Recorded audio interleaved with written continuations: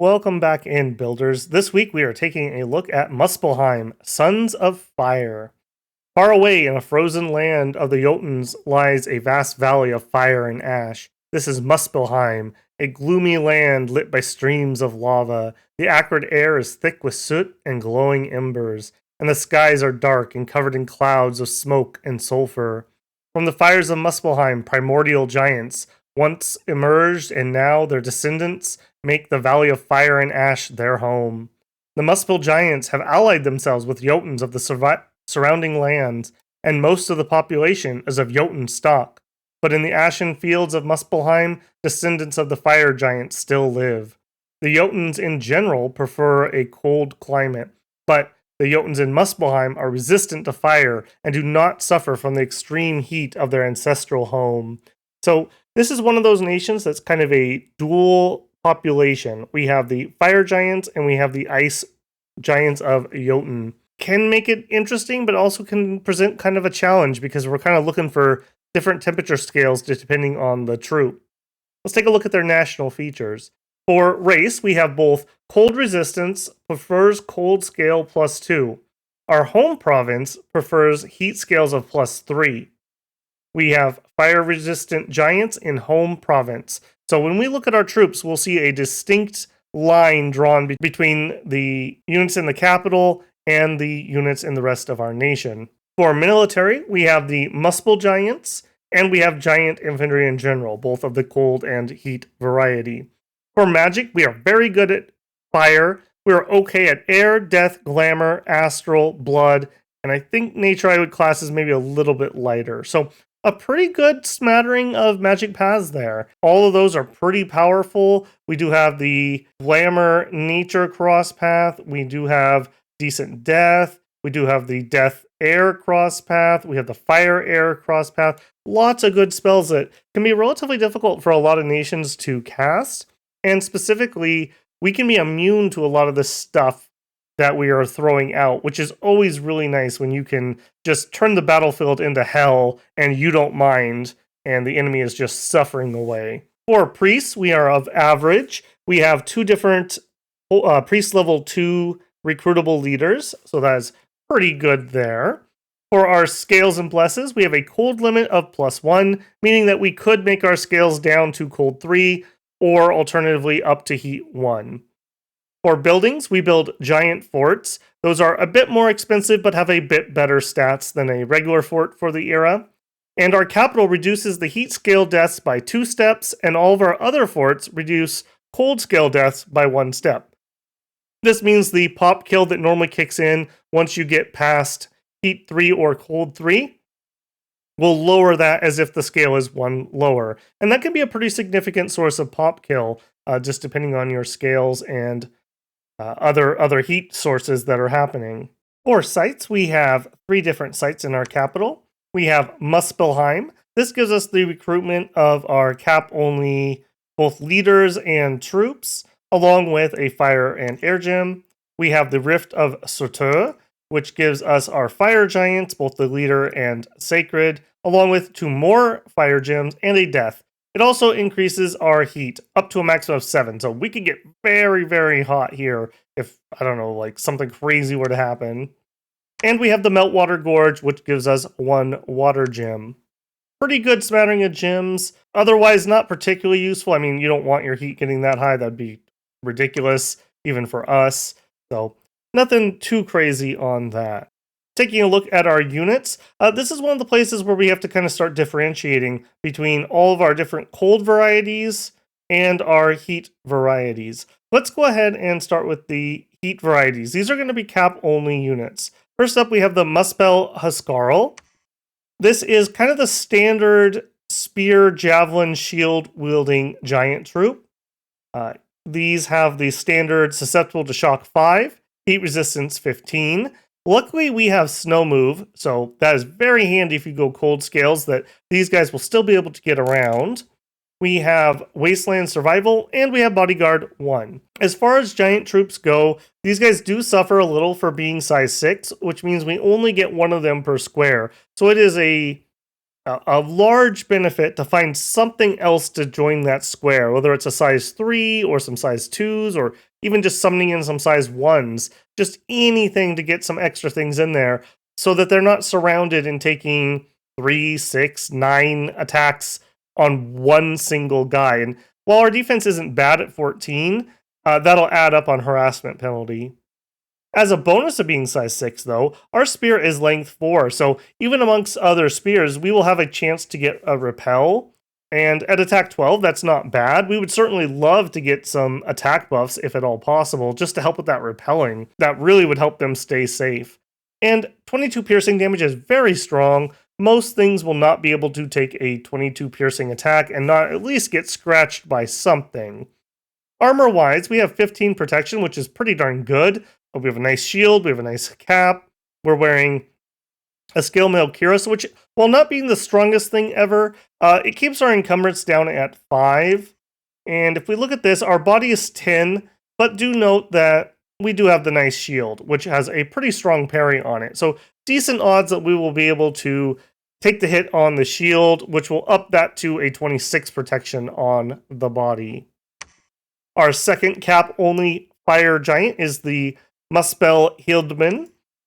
Very similar to the previous guy. He has armored up, so now we have a scale mail hauberk. So we do have a little more encumbrance, but we're up to 13 protection on the body. And we've traded out our spear and javelin for a broadsword. In general, I do think that when you get to line combat, aka especially once you've gone past expansion phase, not having the javelin is actually better for line troops because the javelins cause you to stagger your line, and that just makes our size problem and getting isolated even worse than it normally is. So switching to these guys not only ups our armor protection, but it keeps them in a nice tight formation to not hopefully prevent them from getting surrounded.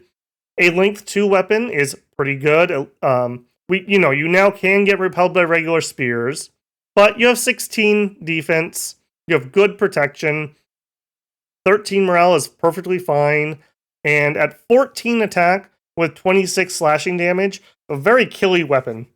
A very killy weapon, supported by having that 16 defense. So we get an additional 1 from the weapon. And remember, we still have our shield. So a pretty defensive unit here, even compared to the spear. I do like the javelins against indies especially. I do like the length 4 for repels. But I also think that maybe once you're starting to look at fighting other nations, maybe this guy is the better choice. And those are our only 2 choices for troops in our capital. We have a severely limited roster for that. Let's do our sacred since we're talking about cap-only things. So we have the Muspel Giant. Like most giants, although not all, we now cost 2 holy points to recruit, which drastically slows us down. We are an expensive unit. 40 resources, 39 recruitment points, and that's just the theme overall. I didn't mention it on these guys, but 33 and 31, 25 and 24, so you probably want to keep your order and production scales the same wherever you move them. So if you go up to 1, you want them both to be at 1. And yeah, they're not cheap troops, although, it's a quality versus quantity thing here. Going back to our sacred, we also have the susceptibility to shock. We're up to 25 fire resistance. We have a heat aura of 8, which is very strong. Still have our snow move, excellent. Wasteland survival, we have fire power 1. So in hot provinces, we get the bonus stats associated with that. So extra strength, extra attack, extra defense. Very, very handy to have that. And we also have bodyguard 1. So better chances that you'll be protecting somebody that you're guarding. I don't know if you want to waste these guys on just bodyguards, but you can use bodyguard to move these guys around with the cap-only version of them as the commander, and that'll just make them more present for assassinations. But I don't know many things that are going to be able to pull off an assassination against a Muspel Giant. So overall, combining all that with the fire sword, so we natively have a magic weapon with length 2, attack 14, and 34 damage. That's pretty good. I mean, most things you're going to be able to hit and do some damage to them. However, they suffer from the giant problem of low attack density. You're only going to have one of these per square. If you whiff an attack, that's your entire round of attacking. So you're kind of relying on grind combat combined with your heat aura to just slowly tire people out, make them easier to hit, and hopefully they'll just rout before you do. Notably, our morale is only 14, which isn't stupendous. I have seen giants break and run, which is unfortunate. With our 18 protection, which is really only 13 on the body, and still using a nice shield, we're pretty survivable. I do think that giving them a little bit of a survivability buff is always worthwhile, and then you just have to decide how killy you need to make them, or if you're going to get your kills via something else, or fear, or some other plan to actually get the kills from them. Overall, a pretty good sacred unit. Maybe not top tier, but very solid, very solid.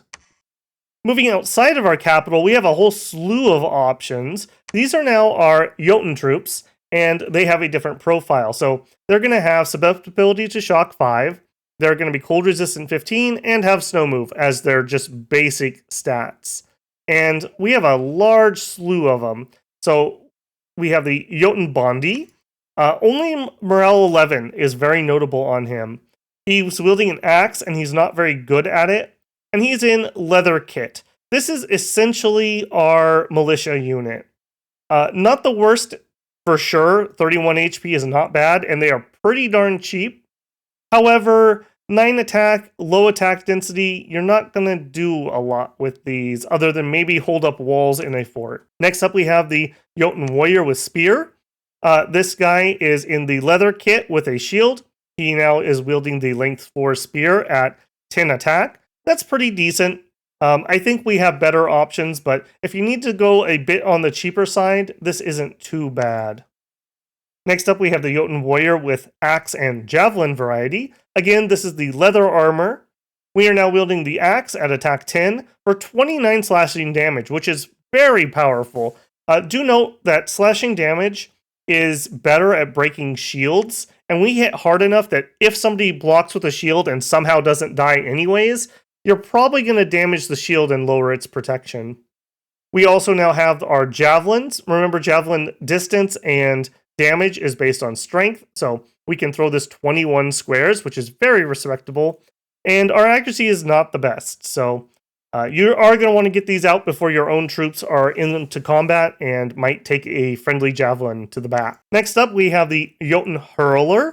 Kind of a meme troop, but they also do have kind of a specific use. So these guys have the hand axe that we've been looking at, and they're okay at using it with a 10 attack and 26 damage. And then they have 2 boulders that they can throw range 7 for 36 blunt damage. And why would you care about this? This is good for killing things like elves. Things that have really, really high defense, that maybe have mirror images or other glamour stuff going on. This just sidesteps all of that and squishes them with a rock. Also of note, they have a siege bonus of 5, which puts them in at 9.4 siege strength, which is ridiculous. 10 of these guys, 11 of these guys, is about 100 siege strength. That's a lot for a very small amount of troops. Outside of that, though, if you're fighting regular troops, I don't like these guys particularly. They only have the 2 ammo. It's only range 7. Now, range 7 does make it relatively accurate. We don't have a lot of room for deviation. Again, though, that just goes back to squishing those high defense troops that our other giants are really going to struggle to hit, because we only have, I mean, even our better troops at like attack 14-ish, we only have 1 attack. So we are going to struggle to get through things like that. Next up, we have the Jotun Huskarl. This is the heavier armored version. We've moved up to, I guess maybe let's call this the medium armor for us. We have the ringmail hauberk at protection 10. We're using the axe, 11 attack, 29 damage. They did gain bodyguard. A solid troop. This would be fine. With length 2, attack 11 is a little bit iffy to me, perhaps, when we have other options, though. I often don't find I need the axes when a sword is close enough in damage, and generally has better other stats otherwise. Next up, we have the Gaudy Huskarl. This is in the medium chainmail cuirass again. We're using the spear and javelin combo. A solid troop, a good choice for expansion, possibly, if you get an early fort up. I do like the javelin spear combo for killing most indies. The length 4 weapon is pretty notable that you can repel almost anything you're going to run across while you're expanding. I do like the javelins to just soften up cavalry or barbarians as they're coming in. So a pretty good troop. We are escalating in price though. 40 gold, 25 resources, 24 recruitment is not cheap. And finally, for the Jotun, we have the Jotun Hirdman. This is the sword variety, and he is wearing the heavier armor at the protection 13. So length 2 broadsword, attack 13, 28 damage. So we only lost 1 damage, and we went up in attack value, which I will make that trade for sure 99% of the time. Our defense skill has also risen to 15. So 38 HP with 15 defense and 16, quote unquote, really 13 on the body protection. This is a very solid troop. Very solid troop. Again, when you move over to line combat, fighting other nations, I think I like these more than the javelins in general. They're more cohesive. They can help protect each other. They have a little more defense. However, you are sacrificing the javelins and the length for repel checks. So you have to kind of weigh the value of each of those to you. So this leads us to an interesting conundrum. Our fire guys are pretty nice. Like, this is a nice stat line. This guy's pretty good. However, they don't have the cold resist. Whereas these guys are going to be able to be recruited from other forts, and they do have the cold resist. So I think you really need to think hard about how you want your scales to go. And I'm going to argue that I think that Fire Muspelheim is more interesting just based on the power of our Muspel Giants and not giving ourselves a cold vulnerability to being attacked by Jotunheim. So we will talk about that when we maybe get to bringing it together. Next up, let's take a look at commanders, heroes, and prophets. As for heroes, we have no heroes. Up until this time, Illwinter has not added any heroes to this nation, which is very sad. I think it should be bare minimum that every nation has a handful of usable heroes. Hopefully we will see that in a future patch. As for commanders, we have the Jotun Scout. I don't like giant scouts. 60 gold is way too much. Usually we're paying 30, 35, 25 for a scout. What do you get for this? Well, he's only stealthy 40. He does have snow move, mountain survival, and forest survival. And some resist and vulnerability, but that's not going to matter really for a scout. If you can find independent scouts, I would definitely get those over this guy. But if you need scouts, you need scouts, and this is what we have. Let's do the cap-only guys again first. So let's jump up here to the Muspelheim. This is our best fire leader. He's leadership 100. He's a priest level 1. He is sacred and has our otherwise standard fire giant stats. Pretty solid, especially if you have like a survivability buff on these guys. Just regen on this is going to regen 4 HP per round. That's not terrible.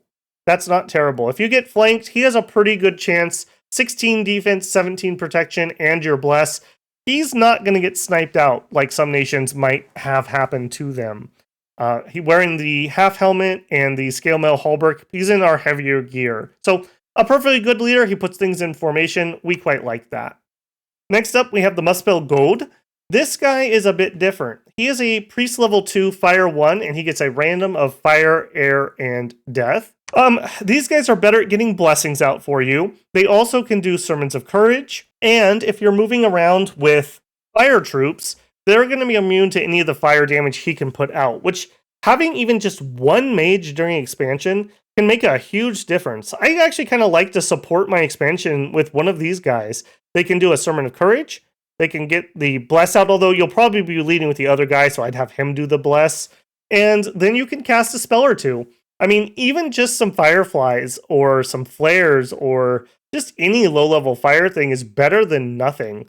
If you get the death variety, he can give himself skeletal body to protect from piercing weapons, and he can do some skelly spam, which can integrate well into our line troops as they're size 3 generally. Yeah, pretty good troop here. I quite like this guy. All right, and going back to cold commanders, so these are non-cap commanders, which does include that scout we talked about. We have the Jotunhurst. This is a sacred cold variety. He is only sacred and not a priest, and he has 75 leadership. Not much else to say about him. He does get your blessing, which is nice. Next up, we have the Jotun Gode, which has the priest level 2, and he is sacred, otherwise very similar. Leadership 50 on him. And we have the Jotun Jarl, which is the priest level 1 sacred variety with the 100 leadership. So if you're recruiting commanders that are not from your capital, you're going to have to choose from those guys. It's unfortunate that we don't have any magic on these other than the priest levels. That would have really helped us out if the Gode had like Water 1, Water 2, just to be able to throw a spell or two, kind of like his compatriot. If you're just getting these guys to do some blessings and some Sermons of Courage, though, there's really no difference, and you're not paying for those extra magic paths. Do note, though, that we don't have any heat resistance if we're running around with giants that have heat auras. Moving up to casters, we have the Muspelheim. She has Fire 1, Air 1, Death 1, and a random of Fire, Air, Astral, Death. So you can look into a decent random. I mean, the Death 2s are good Skelly spammers, the Fire 2s are good Fire casters, and can do some Fire, Air cross-pathing, which is rather nice. Air 2 gets you up to Lightning. Be very careful since your troops are vulnerable to that. Although you might also be able to just protect from Lightning, which would be a pretty good buff on that. The Astral ones, a little less useful unless you have somebody else to jump into that communion. I guess if you had 3 of these, you could do something with it. I find it's more of just a nice little bonus to do some body ethereal or some other buffing more than anything else there. It should be noted, 13 research for 184. We do not get efficient researchers, so just keep that in mind. 13 for 184 is what we're starting with here. Do note that this is a recruit anywhere. This is not cap only. Next up, we have a Gija, and this can be recruited from all forts except capital, so we cannot get these in our capital. And I believe this is a slightly different version than the one that Niefelheim gets. We have Death 1, Glamour 1, Blood 1. We get 2 100% rolls of either Astral or Death or Nature or Glamour or Blood, and those are independent, so they are not linked. So you can end up with all kinds of different ones. We could have a Death 3, we could have a Glamour 3, we could have a Astral 2. It's all over the place, which can make these guys a little bit hard to use, but I think you'll be able to find something for them to do no matter what they have rolled. They also have the blood, so if the game goes really long, we could get a blood economy going, although they're not efficient at it. They can summon in vampires and vampire lords if you do some boosting to get up there. So a pretty good utility piece. Do note we are 285 gold. We're 228 upkeep per year, and we only research at 15. So again, not very cost efficient. Otherwise, they're also old by default and quite old by default. This is the base level of penalties, and it gets worse as they get older. They do have Fortune Teller 10, which is pretty nice. A few of these in a fort have, stacking 10% chances to foresee bad events and try to get rid of them. They also have a death curse, so if somebody kills them, they get cursed. Not particularly useful. They also have a slap that shrinks you, which is hilarious, but not particularly useful per se. A usable mage gives us some glamour access, which is pretty nice. Glamour plus nature means that we could do Fey summons pretty easily. If we got a nature 2-1 with a Thistle Mace, she could do all the way up to summoning in the Fey Knights, which are very nice units. Something I've really come to like in the last few streams. So anytime I see nature and glamour, I immediately start thinking, which Fey guys am I going to want to summon in? And it's a great use of those glamour gems. But our final mage, we have the Muspelheim. This is a cap only. Yeah, cap only. And we come in at 2 fire, 1 air, and then a random of fire, air, astral, death, glamour, and that's 2 100% chances, just like the Geisha. So different pathing. Do note we don't have any nature in here. Do note that we are old and no nature, so we could be very, very old here. Again, we have that old penalty, and it's only going to get worse. We have Fortune Teller, although we're not as good at it. And our efficiency is the same. 284 upkeep for only 15. However, this is a pretty good mage. Just out of the box, without taking any of our randoms into account, 2 fire with Phoenix power lets you get up to like Sulfur Haze, which is pretty good. You can give yourself True Shot and then throw some pretty accurate fire spells, which is pretty good. Taking into effect here, you could get pretty dang high. We could get up to 4 or even 5 fire with a lot of luck. Lots of buffing potential here. We can get up to Astral 2. We could do some Mind Burn type stuff. We could boost into Soul Slay if we needed to. A lot of options here. They are cap only though, and at 355 they are not cheap. Being cap only means they also compete with our Muspel Jarl, so another penalty against them, but very usable. Although if you're just going for low level like evocations, maybe you can get away with this guy. Give him this gal. Give her a Jar of Fire. Use that to Phoenix power, so now you're a Fire 2. And that's, again, not taking into account whatever you rolled for your random. Fire 2 is fine. You can do some fine fire stuff, especially because if you're using the fire troops, they're going to be immune to any of your fire damage that you can put out. So you don't have to worry about them using those very inaccurate kind of shotgun fire spells that the low-level ones tend to be. Finally, we have the Muspel Jarl. Like most giant commanders, he requires 2 holy points to recruit, and he is slow to recruit. Cap only. However, he has some pretty big bonuses. Not only is he very tough with 16 protection, he also has firepower. Heat 15, so a very strong heat aura. He has 3 fire, 1 air, 1 death, priest level 2, and he gets a random of fire, air, and death. That's very notable. Each one of those varieties has a distinct, powerful thing they can do. If you get the fire variety, you can put up Firestorm relatively easily with him. And that is a great just battlefield blast. Just everyone's going to be taking that fire damage. And you've got your enough protection from fire to not have to worry about that. If you get the air variety, now you can do Personal Mist Form, which is very strong defensively. And you can Cloud Trapeze. So now we have Magic Phase attacking abilities. And with some items and gems, whether it's boosters or just the gems themselves, you could Cloud Trapeze and Firestorm, which if somebody is not prepared for that, is going to be really difficult to defend against. Finally, if you get the Death variety, you can use 1 Death Gem to do Soul Vortex. Soul Vortex drains HP from people, giving both HP and fatigue back to you. So that can be very powerful to combo that with Phoenix Pyre, which when you die, you explode and then are reborn and take a lot of fatigue. However, if you're doing that at the same time as Soul Vortexing, you can get to a mage that is basically nigh unkillable. You see this often with like Dione for Yomi. It's a very, very strong ability to do. As for who to make the Prophet, you could go the route of one of these guys, but as I always say, I don't like making high-level mages my Prophet because Prophets have other things to do. I think, generally speaking, you probably want one of your Priest level 1 guys. They're good leaders, so they can lead troops around, and they don't have anything else to do. Perfect candidate for that.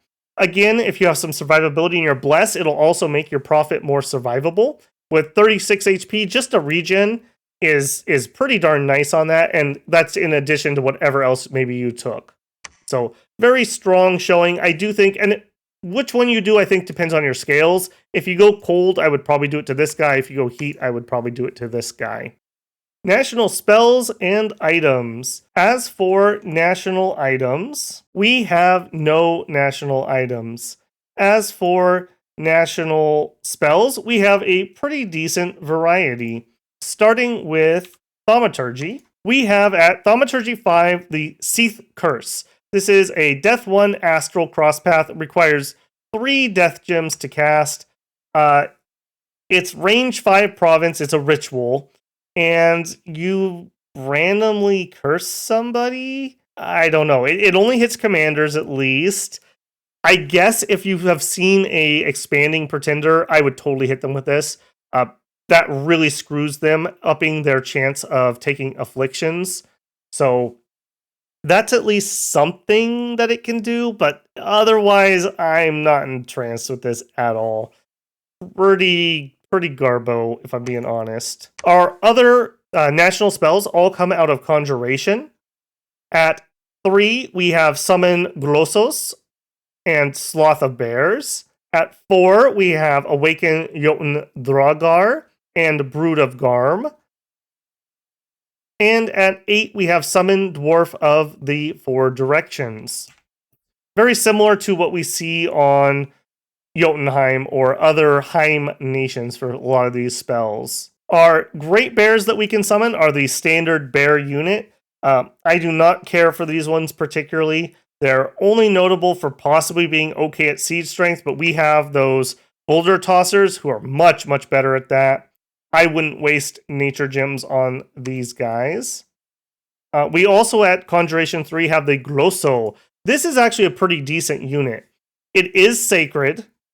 It requires you to have Death 2, and we get 9 of these guys for 10 gems. So that is not very expensive for the chassis that we end up getting. The Glosso is a size 4 boar. He is sacred. Fire resist 25, heat aura 3. They are tramplers. Note that size 4 fits in perfectly with our regular Jotun / Muspel giant troops. They are stealthy for some reason. I have no idea how. They have 4 survival. They are animals, although they have 13 magic resist and 14 morale, which is pretty good. Do note that they don't berserk. They are a trampling non-berserker. However, they can't trample size 6 giants. So that is a huge bonus. You don't have to worry about that. They also have Dark Vision 100. So these guys are amazing for filling in some extra space, for trampling troops. So your giants go up first. The humans crowd up in front of them and bunch up and start bullying your giants. And then these guys move through your giants and trample those nice bunched up humans. Very, very powerful there. And if somehow they start retreating, they won't squish your giants on the way out. And 9 death gems for 10 of these guys, I feel is pretty good. In addition, because our sacreds are size 9, you might consider a larger bless, which would take these up to size 5. Now, that makes it so they can't share a square with your size 6 giants, but it also makes them better at trampling. So that's a here or there on that one. A very good summon. I love sacred summons that you can natively do, so 2 big babble thumbs up on this guy. Next up, we have the Jotun Wolf. Conch 4, Nature 2, 10 Nature Gems. That is, again, very doable. We do have to rely on getting some randoms for that, but it's not terrible. It'll happen.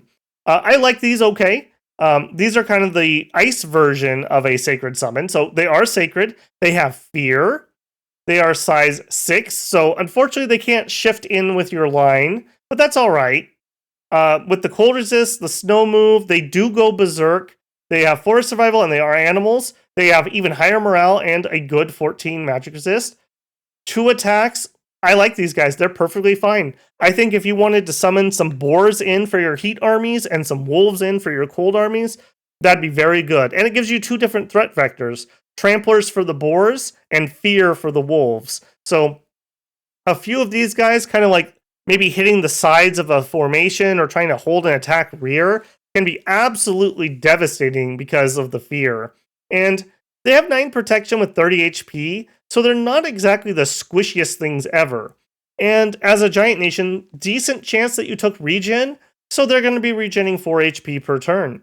A very solid summon. I like this one a lot here too. Next up, we have the Jotun Drog. These are Conjuration 4. They require Death 2 and 15 Death Gems. Now, do note that we only get 3 of them. So my problem with this spell has always been it's just so inefficient. I wish the price was increased and the numbers were increased. As a unit, they're not bad or anything. They're size 6. They are amphibious because they're undead. They do have fear. Cold resist, poison resist, they are undead. They have a chill aura, so you probably don't want these with your heat giants. And they have spirit sight. Also, when they take a certain amount of damage, they go into a larger size and gain some stats based on going up in size. I'm not entranced with that because we're already, I mean, I guess it doesn't matter. We're already going to be 1 to a square anyways. I think on this nation especially, I would rather have the Glosso than some Drog. We also have a fear option with the wolves, so I don't think I like this guy particularly. Unshown here, unfortunately, is our Dwarf of the Four Directions. This requires 4 air and 3 earth. Note we don't natively have earth, and we don't have, I don't think we can get up to air 4, and if we can, it's exceedingly rare. The Dwarf of the Four Directions gives you, at random, one of the 4 dwarves who each have air magic, water magic, fire magic, earth magic, some variety of that. They all have earth and air, and then a sprinkle of something else. As you summon these in, the world will start being covered with more and more hurricanes. And when you get all of them, you will have darkness and perpetual storm on the entire world. It's very notable that that is not a ritual that somebody can dispel. They have to find and kill one of the dwarves in order to get rid of this.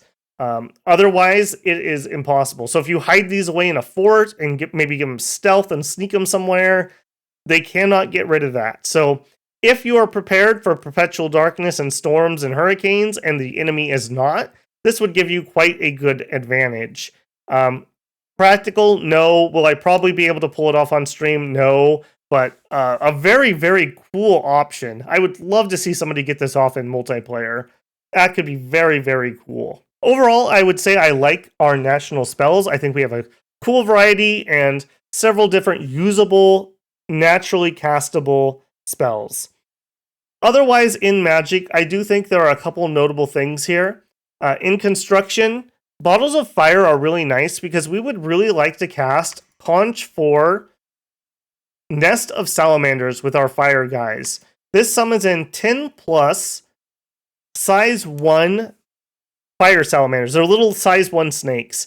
And they have an okay attack, not very damaging, and a really nasty poison. But more than anything else, they just help fill in the cracks. And if you cast this with a fire 3 or 4 guy, you can get quite a few of them out for a single fire gem, which is pretty dang nice. Another one is Skelly Spam. Going up to 5 for Horde of Skeletons. We have relatively good access to Death 2. They can summon in 3 of these before they pass out. With Death, we could do the Skull Staff at Construction 5 and make our Skelly Spammers even better. We could even get into a Light Communion or Sabbath and really go ham on Skelly Spam. Again, that just really works out well for our size 6 guys who really want something in their square. And what better than a disposable skeleton to fill that niche? And because we're size 6, we can push our way to the front if the skeletons somehow end up in front of us. Also, in Evocation, in addition to just the fire things that we would want to do, at Evocation 7, we get Firestorm. For 5 fire, which is pretty doable for us, we have fire 3s natively on our Jarls. We could random into higher. We can Phoenix Pyre into higher. We can definitely cast this. Firestorm costs 3 fire gems to cast, and it continuously targets the entire battlefield with 6 armor-piercing fire damage. So if they don't have fire resistance, they're going to start taking damage off of this. So this is incredibly hard to counter for some nations that just don't have the ability to buff fire resistance. And it doesn't do anything to us. All of our guys are going to have enough fire resistance. Our heat guys will have enough fire resistance to basically just ignore this. Another big one can be an enchantment. At Enchant 3, we get Fire Shield.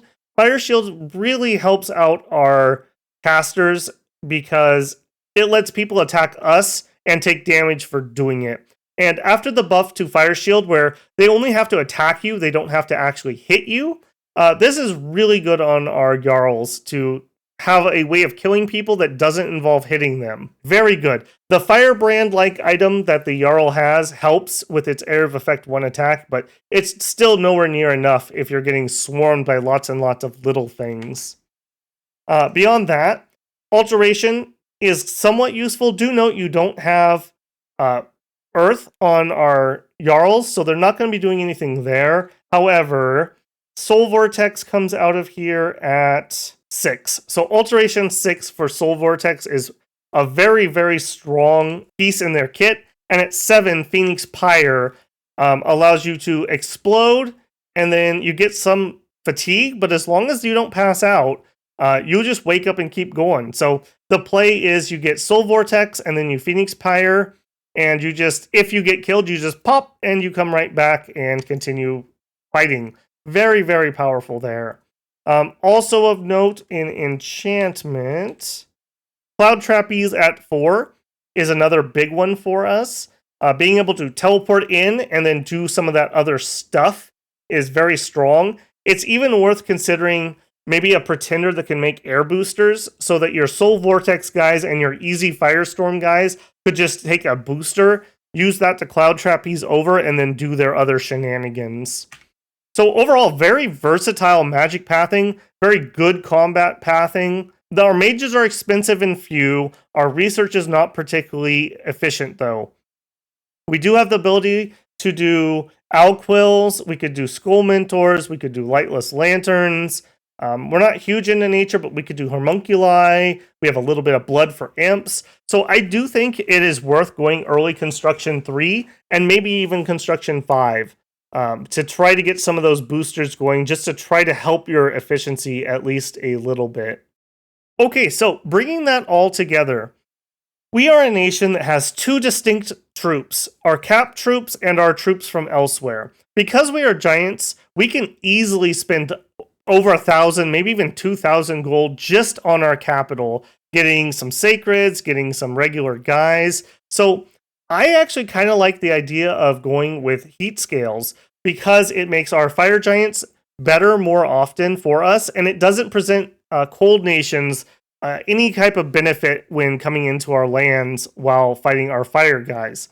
The cold guys don't have any kind of like heat vulnerability, so as long as you're not mixing them with the fire aura guys, it's not like it's a huge problem. And many nations have, let's say, fire magic and not have fire resist, or cold water magic and not have cold resist. So I think it's perfectly fine to mix and match as long as you keep those auras away from the troops. If you were going to go cold, I think you would want to shy away from focusing on your sacreds. Maybe you'd still thug or super combatant with the Jarls, but I don't think you'd be looking at using these guys.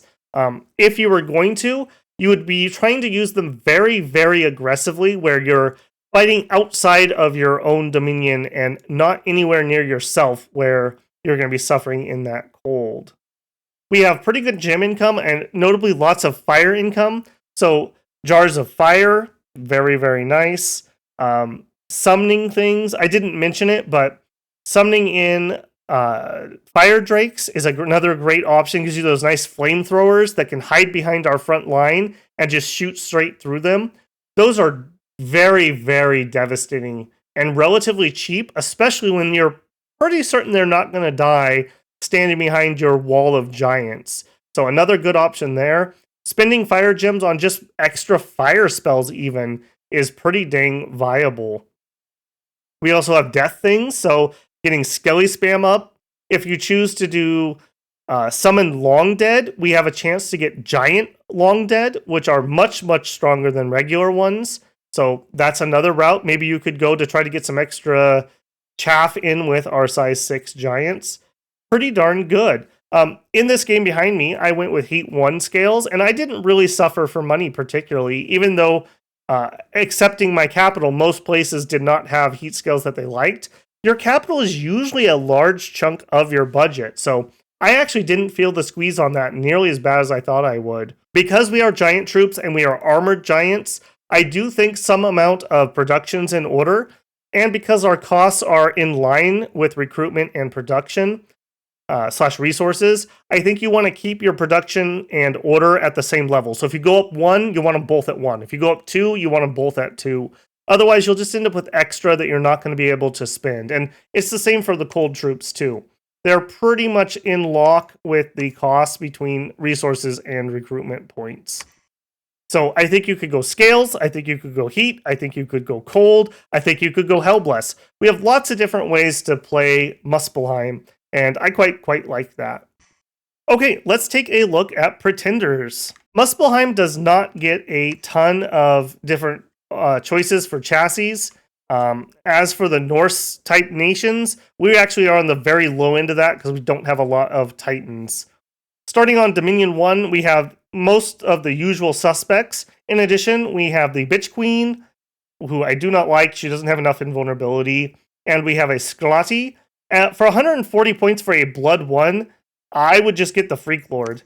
This guy does not do anything particularly amazing for those extra 40 points. That's an entire scale compared to the Freak Lord, who at least gets Adept Crossbreeder. Maybe that does something for you for some chaff to fill in those lines. Going up to Dominion 2, we have the Dragons. We have the Son of Fenrir. I do quite like this chassis. Maybe not on this nation because he's kind of a cold thing. He comes in with 1d6 Jotun Wolves when he goes into combat. Has the fear stuff. The water nature pathing could be interesting for a bless. He's okay. We also have the Ormur, who is earth and water. If you're going to go this guy, you're probably going hard skin. I don't think that's particularly good for any of our units, though. He has regen, so that'd be 21, probably 24-ish protection, and regen with fear. It's a thing. Maybe you want to get underwater really badly, I guess, in that you'd take this guy. We have the Draco Lich. Not something I really like unless you're immune to poison. I'm not sure I'm on board with him for this nation, at least. Moving up to Titans, we have the ubiquitous Demi-Lich, Long May He Reign. We have the Keeper of the Bridge and Father of Winters. Again, I always tend to find that the Titans are overpriced. We also get the Great Mother. I'm not the biggest fan of her, and especially not in this nation, I don't think. Moving up to Immobiles, we have the Idol of Sorcery. Could raise your magic scale some. We don't have efficient researchers, so I feel like magic scales are less good on us because we're just going to have less mages to benefit from them. It does have some interesting pathing here, though.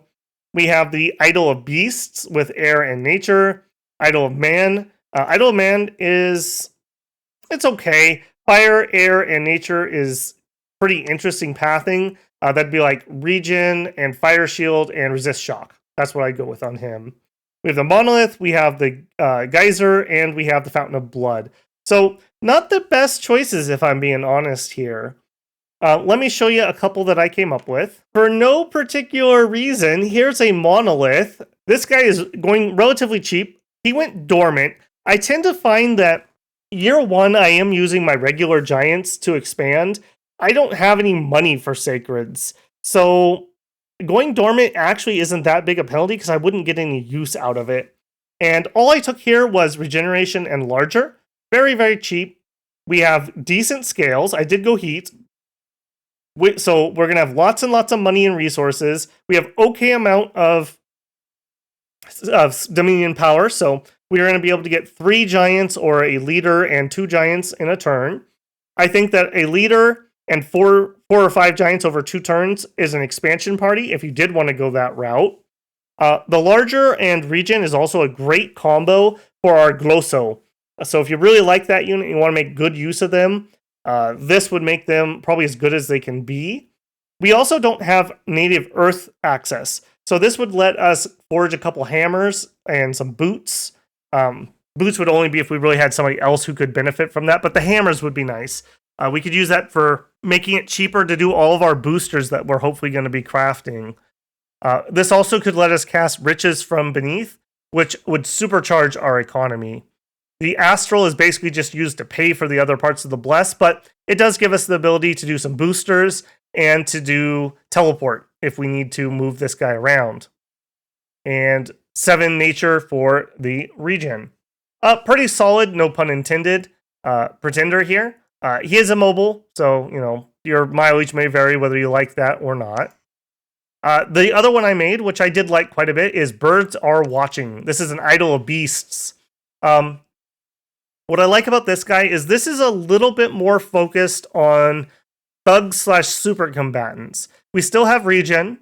We have patched up our shock resistance hole, so now we're just neutral on lightning damage. And we took awareness. Unsurroundable 2 means the first 2 attacks in a round don't give you a harassment penalty. So the 3rd attack will still be at neutral. The 4th attack you will finally be at -1 defense. And for our big guys, it's not unusual that we're going to be having 3 to 9 attacks every single round coming in. For our Jarls, they have that firebrand weapon, so you kind of want people to group up on you, stay in your heat aura, you have an AoE 1 attack, but you have to survive getting harassed down while doing that, so this allows you to do it. Having the shock resistance also means that if you give them like a storm spool for the shock back effect and 10 more shock resist, that's pretty good. That's a pretty good thug item in this case. So I quite like this guy. He comes in with a random Jotun wolf. Okay. He doesn't have like domain summon or anything, so you're not going to get extras out of that. He's not particularly great at research, but he's something. So I did like getting that early boost. If you are going to try to expand with Jarls, you really, really, really want Fire Shield. So you need to get to enchant 3 before that's really going to work for you. And this guy will just help you on that way. Otherwise, he's not as survivable as the Monolith, but don't discount 23 protection, and he can still buff himself some more. So we could do like Personal Mistform, Iron Skin. He'll already have regen, but you could give him like personal regen on top of that. Pretty decent here. Do note that he cannot move around, unlike the Monolith, who could teleport. Beyond that, I don't know. I'm not in love with a lot of the chassis that they get here. I do kind of wish they had maybe a few more, especially some very thematic ones. Let me know what you've liked on these, though. I know people are kind of jonesing for an Awake expander, but I don't feel like this is the nation for it. Giants expand just fine, if maybe a smidgen on the slow side. Otherwise, let me know what blesses you like. I know Giants are the favorite of people for Hell Blessing, and I do think that would be viable on this nation, especially if you go for heat scales for those extra free points. Pretty interesting. Maybe we could do something with like a flying god. So you're going to be doing some research, pick some kind of interesting bless, but still be mobile and able to go around and claim thrones, because we're going to only have our prophet, which is a little bit of a pain. We've had a stream recently where I was desperately trying to win before somebody else did, and having the ability to have lots and lots of Holy Threes was key to winning that game.